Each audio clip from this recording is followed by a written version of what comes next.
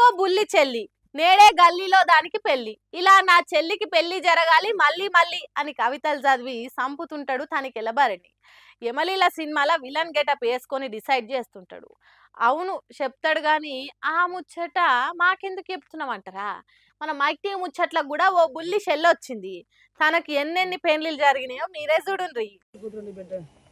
కూతురు 12 పెళ్లిళ్ళు చేసుకుంటే వీళ్ళ టార్గెట్ అంతా కూడా రెండో పెళ్లి అయిన వాళ్ళదే అరెస్ట్ చేయడం మేము కోరుతున్నామండి.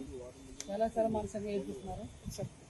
పెళ్ళ అంటేనే భయం కలిగే తట్టి చేసిందట. ఇగో గీ పవిత్రురాలు ఒక్కటి కాదు రెండు కాదు ఏకంగా 12 పెళ్లిళ్ళు చేసుకున్నదట. మనుమాడినోళ్ళ నెత్తి మీద జీలకర్ర బెల్లానికి బదులు టోపీ పెట్టి జంప్ అవుతుందట. అట్లా 12 మంది పురుష పుంగవులను బేతి వీరదుర్గ నీలిమ అనే గీ నిత్య పెండ్లి కూతురు నిండా ముంచిందట.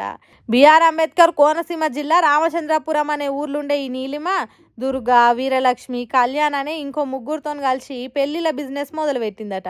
వాళ్ళను కుటుంబ సభ్యుల తీరుగా నటింపజేసి పెళ్లి చేసుకుంటదట. అయితే అంతకంటే ముందు విడాకులైన వాళ్ళు ఎవరున్నారు, పెళ్లి కాకుంటే ఎవరున్నారు, భార్య జీవిడిచి ఒంటరిగా ఎవరున్నారు, ఆడోళ్ళ మీద ఆశ ఎవరికున్నది అనేది ఎంక్వైరీ చేసి వాళ్ళతోని ప్రేమగా మాట్లాడి బుట్టలేసుకుంటుందట. తర్వాత బ్లాక్ మెయిల్ మొదలు పెడుతుందట. అట్లా ఇగో వీళ్ళ కొడుకును కూడా మోసం చేసిందట.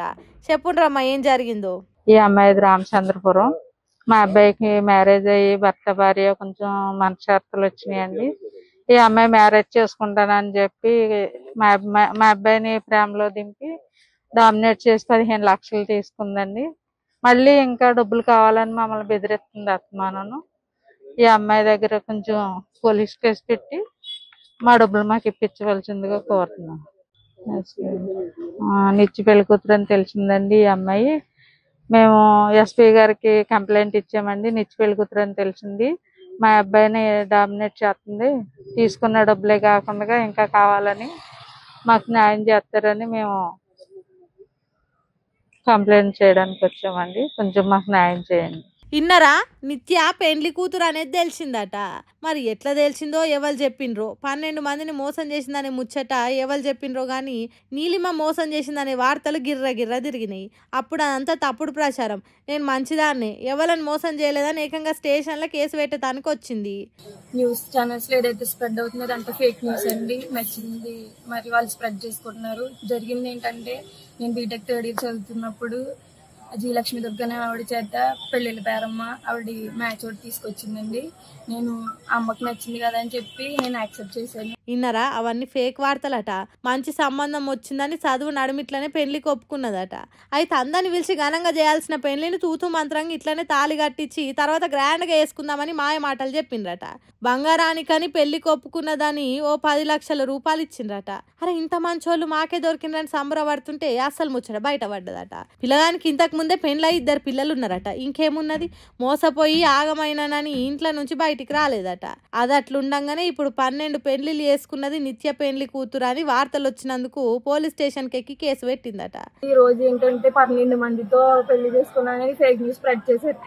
ఇద్దరు 12 మంది అంటున్నాడు, ఓకే కరెక్టే, ఇతను ఒకడు. మిగతా 11 మంది నాకు విత్ ప్రూఫ్ తో కావాలండి. ప్రూఫ్ తో లేకపోతే అతన్ని ఇంకేం చేసినా వాళ్ళే చేయాలండి. మేము న్యాయం అయితే కోరుకుంటున్నాం. నచ్చినట్టు రాసుకుని నచ్చినట్టు ఫేక్ న్యూస్ స్ప్రెడ్ చేస్తే ఇప్పుడు నేను ఒక అమ్మాయిని, నాకులాగా చాలా మంది ఉంటారు, ఎవరు ముందుకు వచ్చి ఇలా మాట్లాడలేదు. చెప్పాలంటే నేనే చాలా సెన్సిటివ్. అలాంటిది నేను వచ్చి ముందుకు వచ్చి మాట్లాడుతున్నాను. ఇలా అతను ఎంతమంది జీవితాలను నాశనం చేస్తాడండి. నాకైతే న్యాయం కావాలండి. 11 మంది విత్ ప్రూఫ్స్ తో కావాలి. ఎవరైతే చెప్తారో అవన్నీ నాకు విత్ ప్రూఫ్స్ తో చెప్తే నేను వాళ్ళు చెప్పింది ఖచ్చితంగా చేస్తానండి. ప్రూఫ్స్ లేకుండా నోటుకు వచ్చింది రాసి ఎడిట్లు చేసి చేస్తే మాత్రం నేను అసలు తట్టుకునేది అంత దూరమైన వెళ్తానండి. చూసిండ్రా ఎట్లున్నదో కథ. అమ్మాయినే మోసం చేసి ఉల్టా ఆమె మీదనే తప్పుడు వార్తలు ప్రచారం చేసి ఫాల్తు పనులు చేస్తున్నారట.